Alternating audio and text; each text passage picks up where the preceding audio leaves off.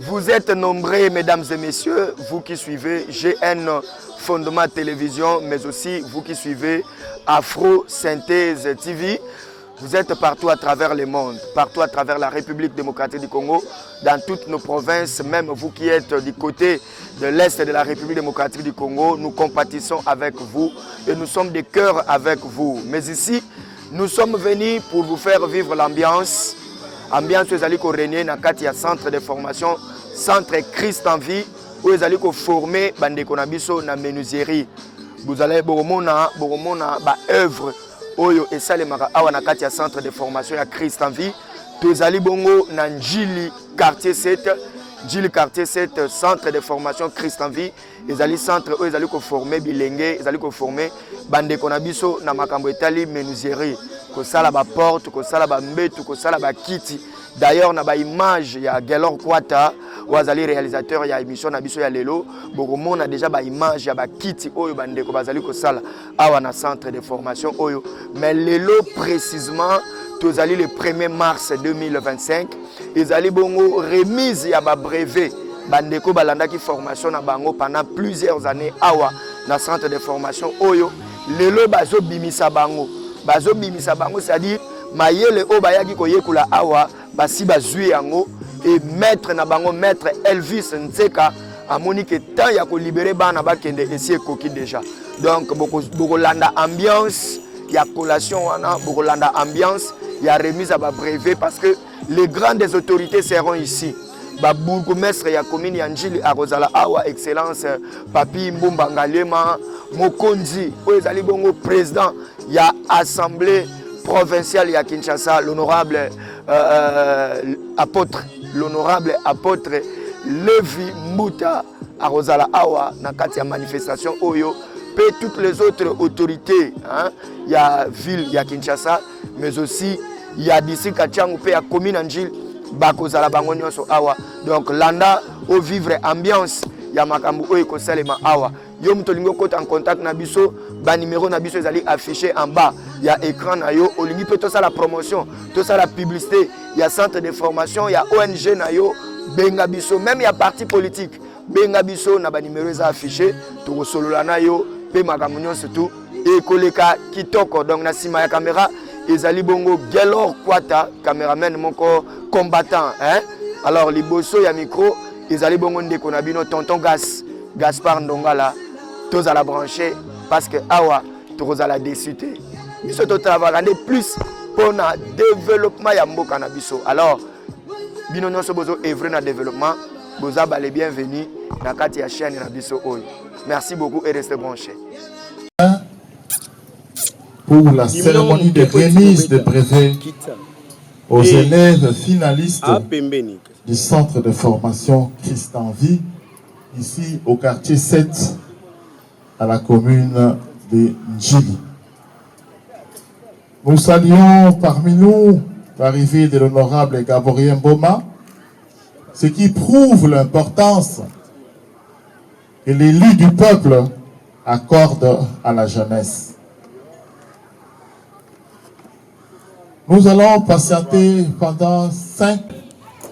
Monsieur le conseiller communal, monsieur le chef de bureau, représentant personnel de son excellence, monsieur le bourgmestre de la commune de Njili, nous allons assister à ce jour à la cérémonie de remise de brevets aux élèves du centre de formation Christ en vie, ici au quartier 7, dans la commune de Njili. Voici comment se présente le programme de ce jour. L'hymne national, mot de bienvenue des représentants du centre Christ en vie, mot des finalistes et témoignages, mot du représentant du ministère de la formation professionnelle. Ensuite, nous allons passer à la remise de brevets qui sont déjà certifiés par le ministère de la formation professionnelle.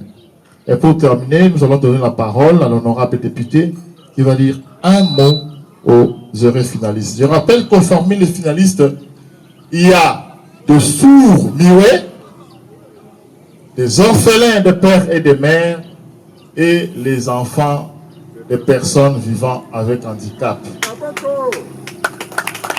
1, 2, debout congolais, unis par le sang, unis par l'effort pour l'indépendance. Dressons nos fronts, longtemps courbés, au peuple ardent, par les labeurs, nous bâtirons un pays plus beau qu'un citoyen.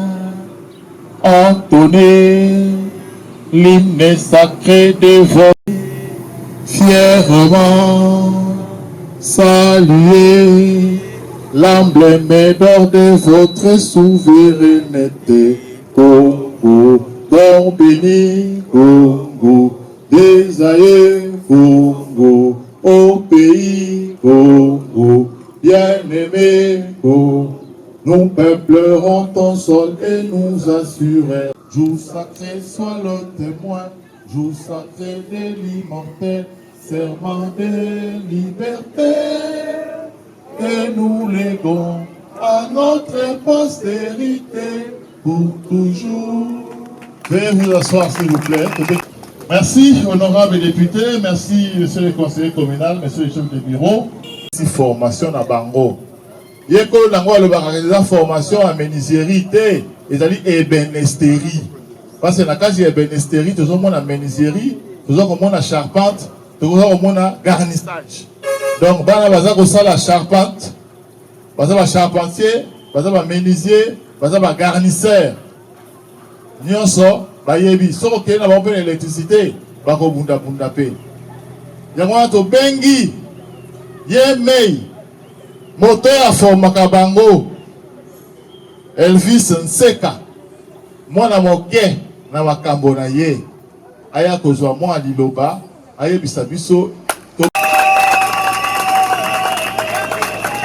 Papa Elvis okota zo miko okoti kuna na kati ozwi liloba biso mbote na biso lisusu nazane sengo mingi komona lolenge bakonzi tosangana na bango awa parce que tango nazalaka namonaka pe mokonzi na biso bourgmestre tango nyonso ayaka ko visiter biso pe apesa biso bisika oyo pona encadrement ya ba jeune tozana document oyo epesi biso ndakisa ya kolakisa musala nde na bandaki musala yango na bimisa yango sikoyo na miso ya mokili mobimba na miso ya mesele bourgmestre pe na miso ya honorable boyete batu tolukaki bayete nayebisaki bino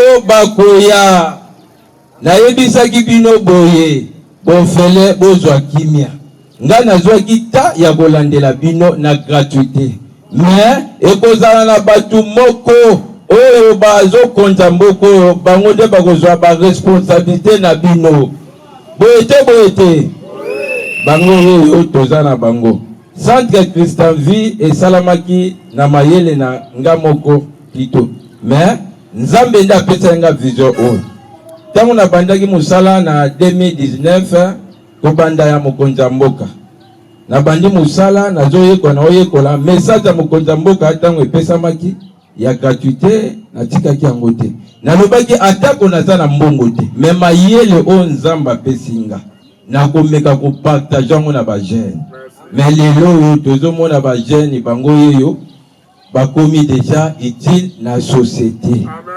boyete bongo yango moni natikaki boyete nazwaki tananga ya kobimisa bana oyo bayekoli mosala na inane soki bazwaki mwa temps ebele parce que naza pena na moto akopuyenga te surtout ndenge nabengisi bino monsieur l'honorable papa naoloba mingi te mais yo moko tala vision mokonzi mboka esengeli tolanda na biso bato oza nango te na bino bato boza nango biso tu kaka wana yango nakosenga na monsieur l'honorable en tout cas ndongo moninga boye kotikanga te tanga tala mutuka nona kelanga nasali pe honorable na biso azaliawa d'abord azaliawa atika ka biso te na tinde invitation na 8h 7h déjà yekuta za kota za mais invitation na tinde ngona yebi pe bisika ngote bato ba kino tika ba bi zwaka ka monsieur honorable totaka bo mbangu ye moko ayi en tout cas esengote en tout cas nga pena lelo na 8 ans ya koloba mingi ndenge bukumeta pesa bito bisika ayebisaki biso nazana bino biso pe tozana bango to bazotika biso pe te ata kwa yete mais tozana représentant ya kolo mabele azaliawa bilenge bobanga te bakonzi bazana biso pe tozana bango parce que mabele oyo eza ya bakonzi biso tolanda kaka vision mokonzi mboka. En tout cas mingi ya kolobeza te naza awa kaka na bofele te naza na bababa toloba kaka bababa bazali yango bokomona interprète ye wana bababa tu bazana interprète na nga na bengaka na mwangonga so na difficulté ya ulasa sute pona sui mutu na buje bo aolanda te na bengi mbamoko yaka nano olakisa yako yanga na olakisa ya to salaka basi maboko bombeta maboko yaya na uti musika na nzambo na uti musika nde na temi libosa bono na zamu na ko tema libosa bono blete na tangi na ngate mema yelo nzamba pesinga mayelo na temi libosa bokonto na temi te na fandi liboso pembe na honorable to na fandi te bozo mona musale za malamu tozana bababa bazana bazoyekola musala toza pe na bofele eza na bofele muso bazana tata azate mama azate afanda kuna église mais siko na yebite ndenga sisi musala bongo asisi da musala ye wana siko eko senga na leta azwa charge ya bisika oyo yango moni tobengisi bakonzi nyonso na respecter na biso ya ministre professionnel et métier parce que tous les cas awana ba ka ko vérifier biso mais toza pena en ligne té mais tozo bunda pona ministère ke le liboso parce que so biloko ezate ministère ko sala mais siko ba sala te ba yamba ba ndenge ni ba tu ba sala bazali awo bana bandicapé nezo aider ba papa na nga bana bandicapé bazali eza na bana miso bazana ya bazana bandicapé bon tu na bango so ba pesa ngata difu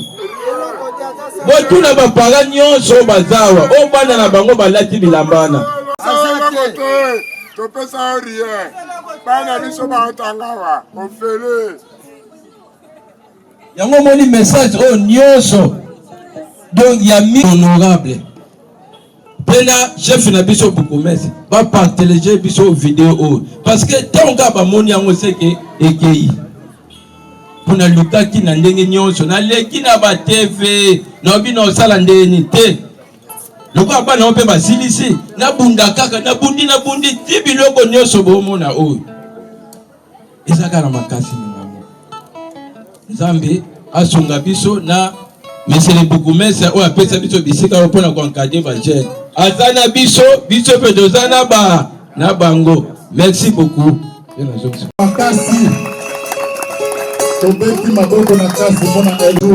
Pour la formation de ces enfants. La formation est gratuite. Tango iso kumbeko ligana awa na mokonzi ya commune fon ezoloba batata ba mama botinda bana formation na centre Christian Vie ya ofele ba futi eloko moko te. Centre Christian Vie eza na ba difficulté ba œuvre nyonso moni kuna batu bazo sala ngo bano bozo mona oyo bakiti oyo ya kitoko mais beaucoup moins c'est pas moi difficulté batu ya l'état bakoya wa DGI aye de Gérard de tout ça tozo na ba représenter c'est que faut tellement tout le monde bango ba responsable administration professionnelle bangonde bato basala ke centre oyo ezala ke DGI ya lisusu te des gérades et à l'issue la taxe et à l'issue centre et commis à l'État. Merci beaucoup, monsieur le directeur. Le nom exemple qu'on a vu sauter. Exemple qu'on la bango bana. Ya komaki awa, et le colline a bénéficié awa. L'enfant approche. On peut tenir ma boque la casse. On peut aussi comme on a eu, comme on l'a dit, n'engagez pas komaki awa. Comme on a eu ça comme Pieta, yanda kwa bien George. Ngai naza orphelin à père na mère. Tuza 4 enfants, tuza 3 basi mobali nga moko. Na fana l'église na pasteur na biso aza aveugle. Tutambola na ye tokuya ba église mo na bango. Mama moko asala ana komi tokusambela na ye. Aya na église na biso si pasteur, te pasteur ndeko tambola na mwana boye eza mabe. Eza na centre moko eza ana komi ya nji na quartier 7. Na mema ye po ayoka kozwa formation po akosala bakiti. Pasteur alobi soki eza bongo nga na kosola na ye soki alingi akoya. Tosoli mpe na pasteur nga yebisa ya na problème te nake mpe na kocentre boulot mpo olobi nazala mpe motu. Nde nayaki awa tosoli mpe na maître abisa soki eza bongo yo lobi yaka bosala mosala. Na ye mpe na bandi osala mpe mosala. Tinde na komi nde na journal lelo nde na bimi mpe mutu bakoma otala nga mpe na miso ya bato. Yango wana nazosenga epai na bino bokonzi. Soki bokosoutenir biso na kati ya bisika oyo. Ngai aza na bisika kokende te. Soki maloba na nga ekotushe mitema na bino mpo boparone kosoutenir biso awa na kati ya bisika. Toza na biloko ya kosalela te. Tosengi epai na bino bozwa soin na biso ya babiloko mpe bokoluka biso mpe baplace ya kotia biso mpo tosala mosala. Makasi. Banzu bato bazokanisa ke préfet wana bazwi nango eza kaka de préfet ya nzela so bazwi eleki nango eke nango esi. Tozopesa maloba na bato ya formation professionnelle maplome mpe eza na maboko na bango baza kocertifie yango deja soki bango basisi maloba bongo tobandi na remise ya bapréfet.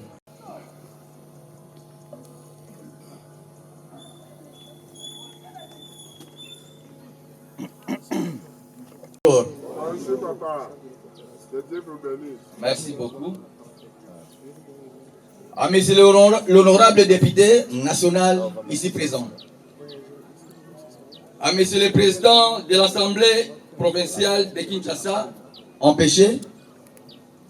À monsieur le bourgmestre de la commune d'Ndjili, ici représenté par son directeur du cabinet ou chef de bureau. À monsieur l'inspecteur principal provincial de la formation professionnelle, empêché, ici représenté par le chef de Pou d'Ndjili, ici présent, c'est lui qui vous parle.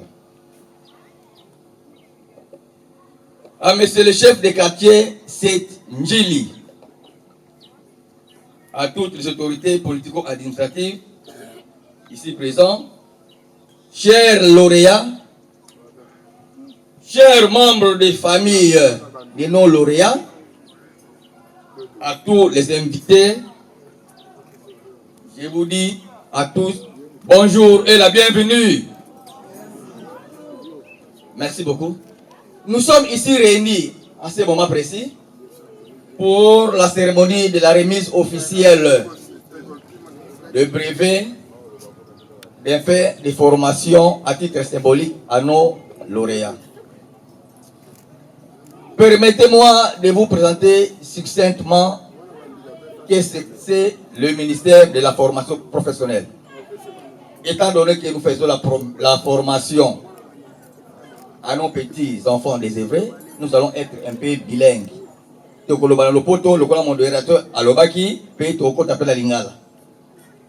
Ministère de la formation professionnelle et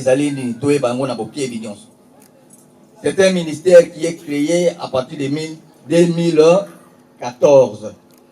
Il y a des membrements, il y a ministère Otobengaki, il y a enseignement technique et professionnel. et Kobota, ministère, il y a formation professionnelle. Bien entendu, il y a belé. Si le ministère ou Bengamaka, ministère, il y a formation professionnelle. Yango Ezali Bongo dirigé na ministre Marc Ekila. Ezali Bongo na secrétariat général. Ezali Bongo na inspection générale. Le club est membre de l'inspection générale. Ezali Bongo sous un service à CNSPF où il y a foutu à centre. Dès que le centre n'a pas Christian Vie à cause de la non réunion, ma personnel non so, à cause de la payer na billet à CNSPF où tu bien na lokola dina copé na ministère de la formation, il y a enseignement primaire et technique. Où est commis enseignement national et nouvelle citoyenneté. Nabanzi, Wanezali, étape à Liboso. Alors, l'établissement Nini, Oezali, dans le ministère, dans la formation professionnelle. Tozali Bongo na CAM. CAM Ezali Bongo, centre d'apprentissage des métiers.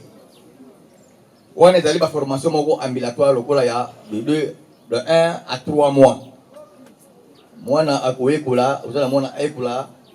Ndenge, par exemple, balambaka ba gâteau, balambaka ba kusa, basalaka entretien ya ndaku biloko ya mike wana. Ezali ba formation moko ezoko sa biso ba temps mulai te. Ezali ko ba formation moko ambulatoire. Yango okotinda mona na centre d'apprentissage des métiers pour 6 mois. Alors, moi na soka silisi na centre wana akosala nini po to pesa ye diplôme to brevet na ye. Akosala bongo jury certificatif de fin d'apprentissage des métiers. Akoya pe to pesa ba détail na suka. Wana liboso. Ya mibale. Bongo centre moko de 3 à 9 mois. Bana oyo basali ba Lorena biso to mona wana basali bongo 9. Basala ki bongo jury de fin de formation. Bade konanga na kota la bade principal provincial. Bureau na biso boyebi ya moto na sima ana itinjili. Batindi ba inspecteur qualifié.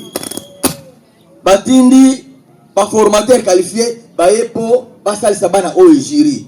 Bana ngana kosi mituna pe ba œuvre basali. Œuvre wana euti na diro provincial bosali la biso œuvre oyo. Po bosa diplôme po to pesa bana na biso oyo. Bana batoki à l'occurrence, il y a un inspecteur qui va boire. Je peux commencer un connaisseur à l'état qui a examiné Bana Batoki, alors, ceux qui sont dans le centre, Songolo Pakala, disséminés à travers la République, ne vous cachez pas.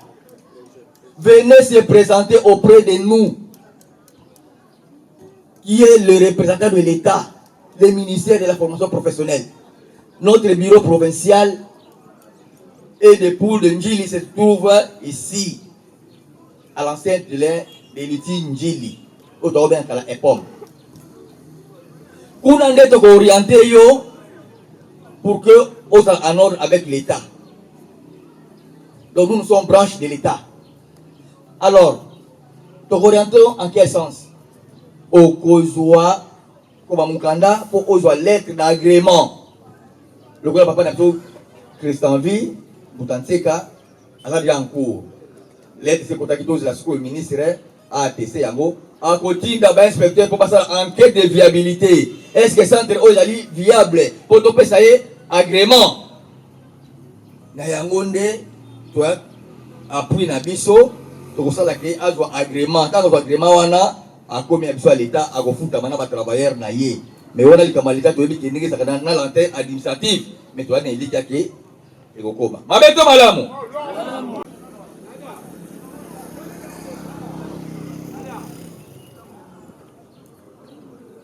Oui, mais ça doit être bon. N'a pas fait de participation à jury, n'a pas monnaie ensemble.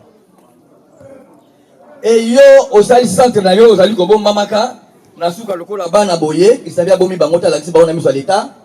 Aux yeux, aucun assiment derrière, dans un bureautique, mais diplôme, ça n'a aucune valeur juridique.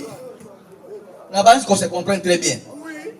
Diplôme, on a égosué dans ce yo compétent par centre Christian Vie. J'ai discerné à M. Kingani, les diplômes brevets, poita, avec grande distinction, soit 80%.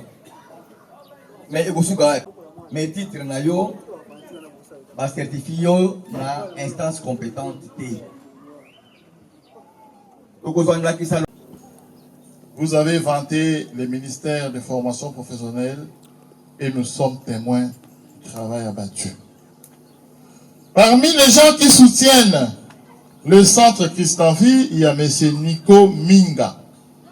M. Nico Minga est conseiller spécial en charge de la coopération économique du vice-premier ministre, ministre de l'économie nationale, Daniel Mokoko Samba. Il devait être avec nous, malheureusement empêché, il est en déplacement. Il a promis de nous appeler en direct. Voilà, il est là. On peut l'avoir au téléphone. Allô? Oui, je l'ai suivi. Bonjour à tous et bonne session. Malheureusement, je ne suis pas physiquement avec vous, mais vu l'importance et les caractères un peu plus sérieux de l'événement, je me tenais quand même dire un petit mot pour vous encourager et surtout encourager les jeunes gens qui sont devant vous. On s'est vu fin de l'année passée, pour la plupart qui sont là. On a convenu d'un certain nombre de choses, d'accompagner ces groupes pour deux raisons. La première, parce que c'est d'abord nos familles, nos enfants, nos frères. La deuxième, c'est parce que je crois fermement que le développement de ce pays passe par l'entrepreneuriat, passe par les métiers, passe par les jeunes qui font du travail essentiel. Quand j'entends par travail essentiel, ça veut dire mettre une brique sur une autre pour construire un mur. Il ne faut pas un ordinateur pour ça. Mettre un bout de bois contre un autre pour faire un meuble, quelqu'un doit le faire. Peindre le mur, quelqu'un doit le faire. Et c'est ça la base même de la construction. Quand je parle de construction, c'est la construction non seulement des bâtiments, mais aussi la construction de notre société. Donc, à ce titre-là, je voulais encourager les jeunes qui ont terminé le processus aujourd'hui. Ce n'est qu'une étape. Et l'étape prochaine, c'est de voir que ces jeunes-là deviennent eux aussi des formateurs, deviennent eux aussi des chefs d'entreprise. Et là, je réitère mon vœu et surtout ma vision que j'avais partagée avec vous, c'est que les difficultés d'aujourd'hui ne déterminent pas ce que nous serons demain.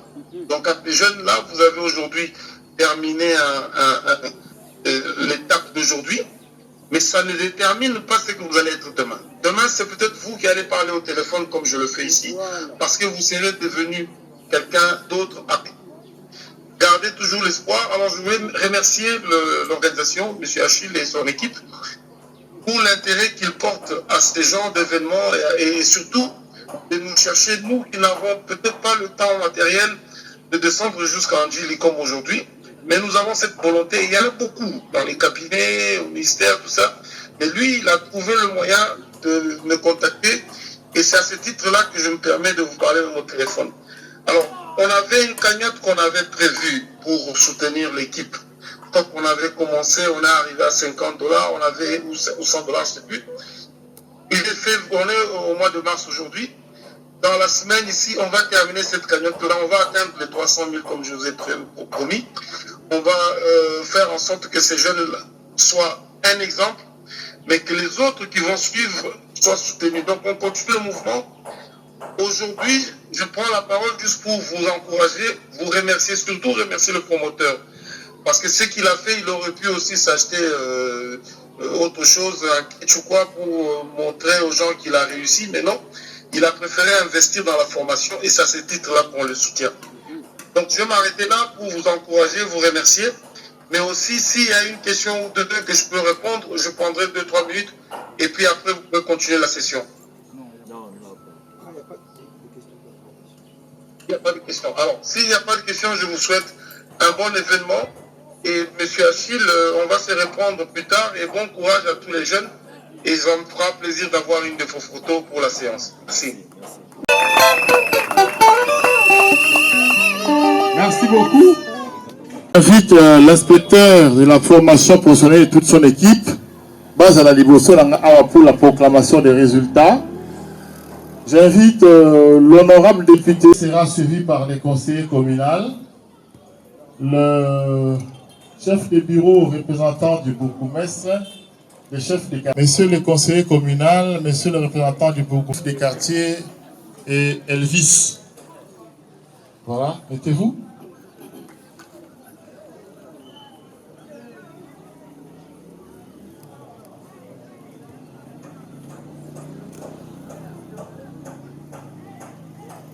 Voilà, le prêtre Gaborien Mboma, et j'invite l'inspecteur d'appeler le lauréat. À titre symbolique, nous m'apprenons moi là, c'est l'aime pour sceller. C'est qu'à la tellement. Ma beaucoup. Avec 72%. Ma beaucoup, ma casse, pour la passer. Prenez d'abord le diplôme, après vous allez saluer après.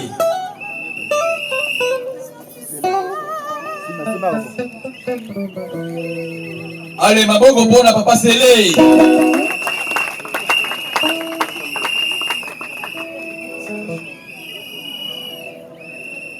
Et nous allons faire notre photo ensemble. Kalamou, les fils, avec 70%.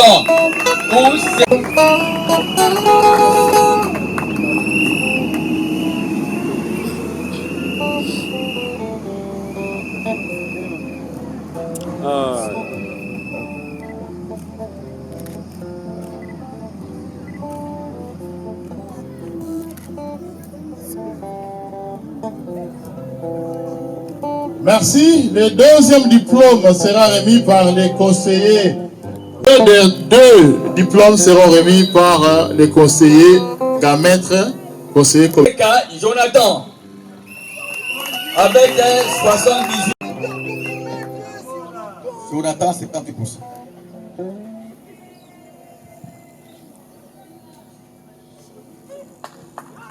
Allez, Maboko, Adali Bozong là.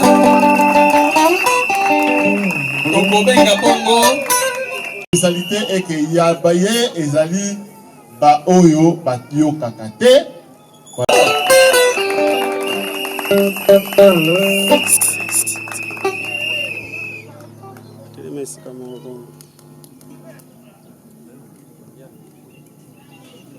Voilà, à commis peut mettre le formateur. Maboko Makasi pour la gérer. Nous appelons monsieur Touzolana Kabinaï avec 70%. Donc 50%.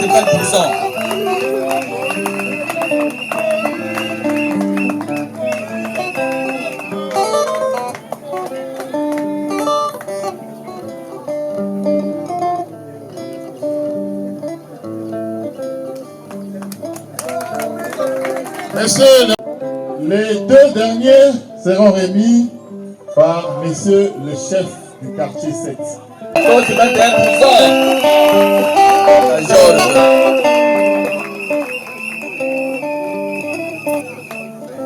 Allez, c'est pas diplôme.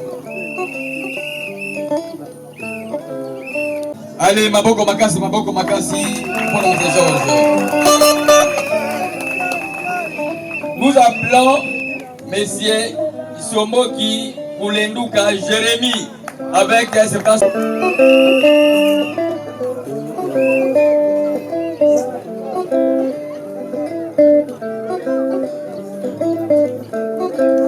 Merci, monsieur le chef de quartier, pour vous asseoir. Et le dernier diplôme, quand on dit le dernier diplôme, mais la liste est le dernier. Donc, il va comme on a un ordre alphabétique. Le dernier diplôme sera remis par lui-même, monsieur Elvis Nseka.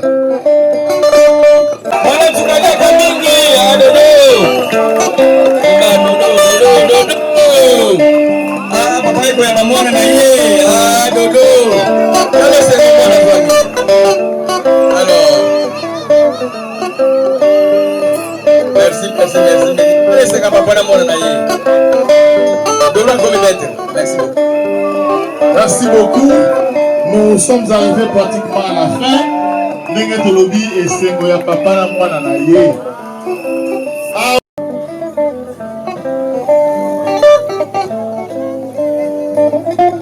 Bonjour à tous. Moi, Naza représentant peuple. Donc, en d'autres termes, population des Abissaux. Je suis député national, élu dans la liste AAUNT.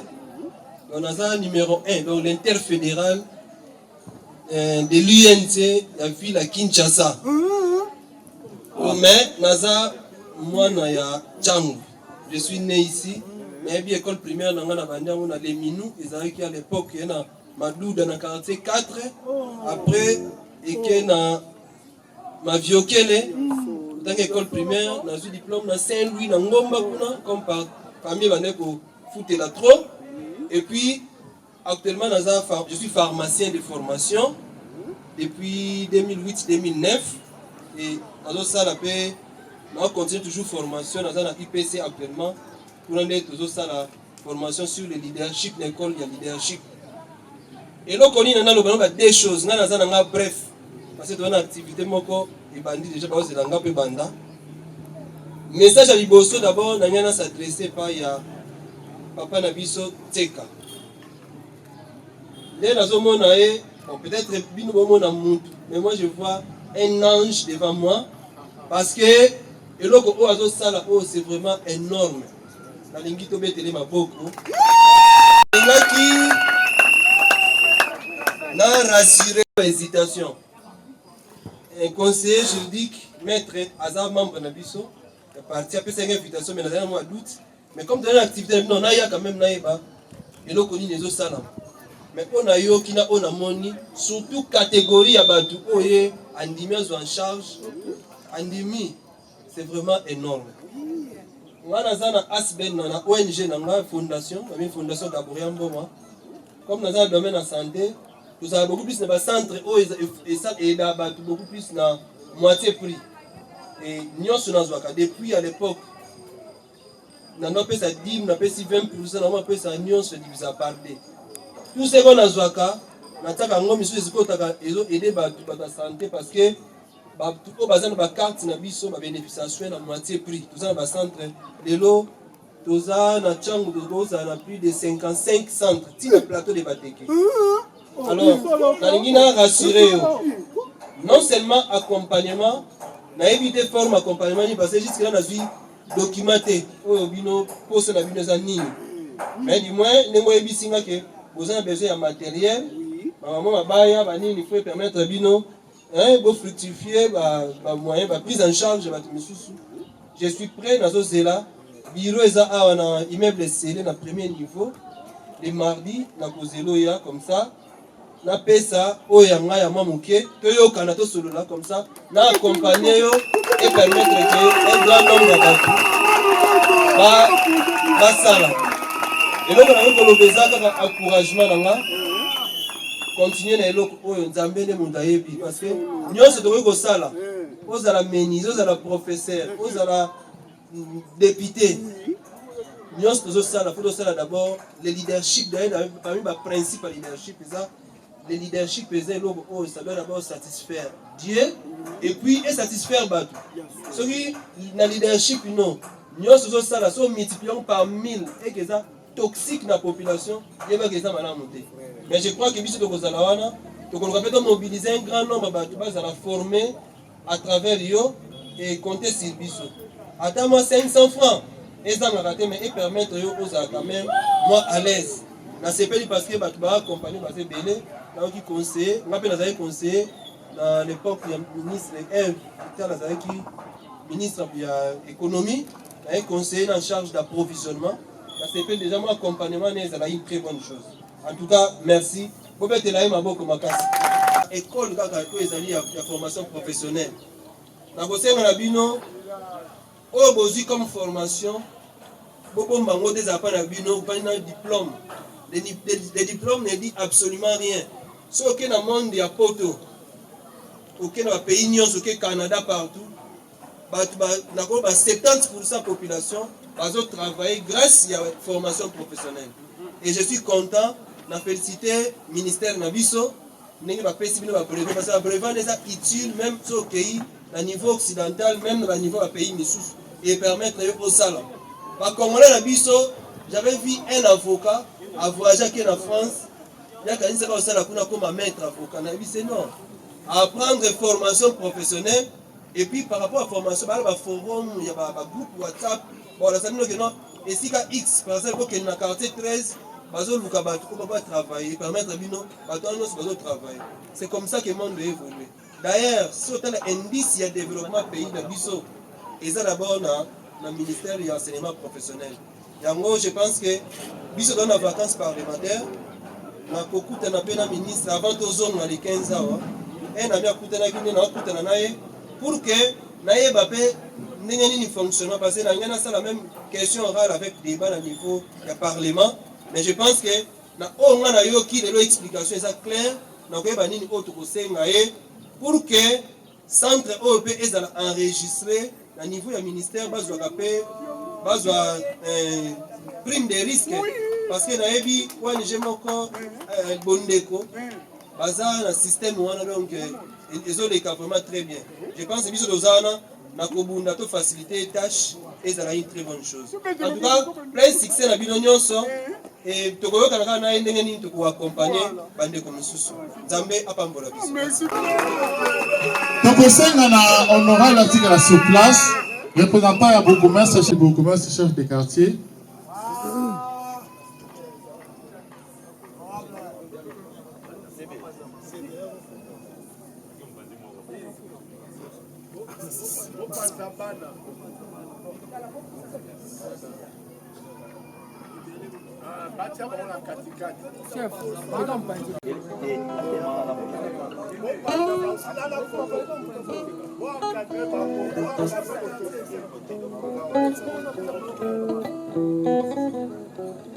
Non, pardon, pas vous, laissez les lauréats et les autorités.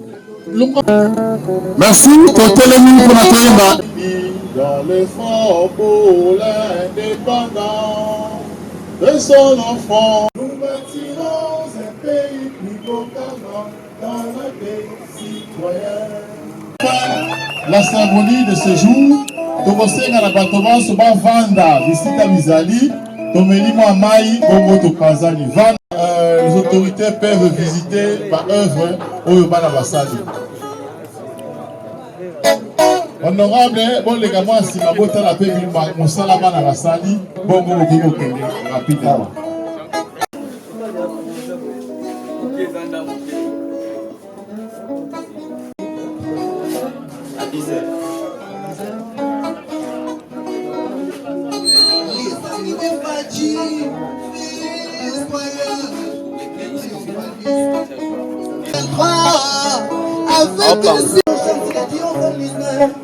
C'est parce que l'INPC triomphe, voilà pourquoi je donne chance. Il est triomphalisme. Victoire du peuple. Victoire. C'est la victoire. Victoire.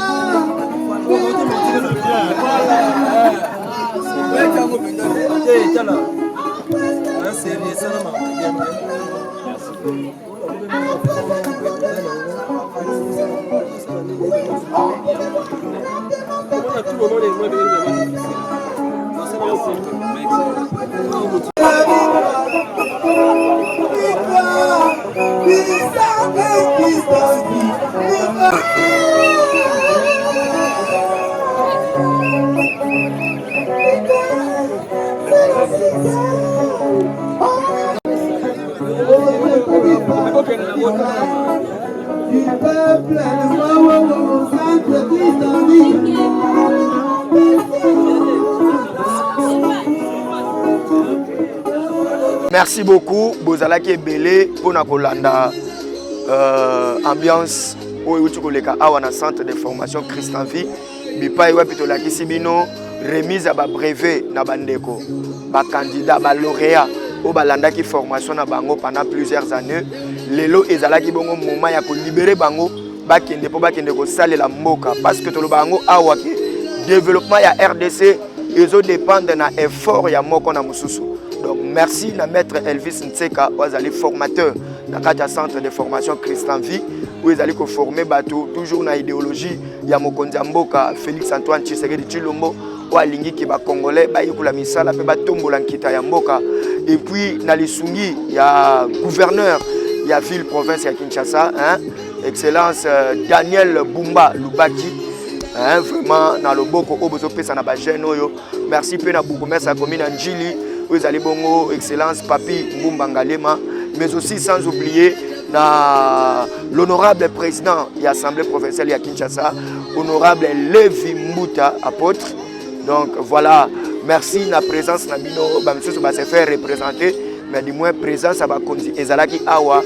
Merci pe na assistance Mubimba, pe na ba lauréat tomber les bino vraiment bonne chance.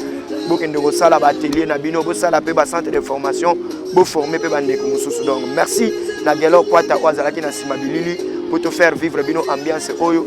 Merci na ngai moko tonton Gaspard Ndongala, journaliste pour le développement pe ba numéro na biso ezali affiché. Olingi ko benga biso to ya ko beta li solo ya centre de formation na bino, to beta li solo ya ONG na bino, to ya structure na bino, o bengi biso to ko ya to ko solo la pe to ko sala musala ndenge longo bani. Merci, restez branchés toujours na GN Fondement Télévision, mais aussi na Afro Synthèse TV. Donc vous allez toujours brancher. Dialogue Kwata, toujours de l'avant, toujours qui est malé. Merci.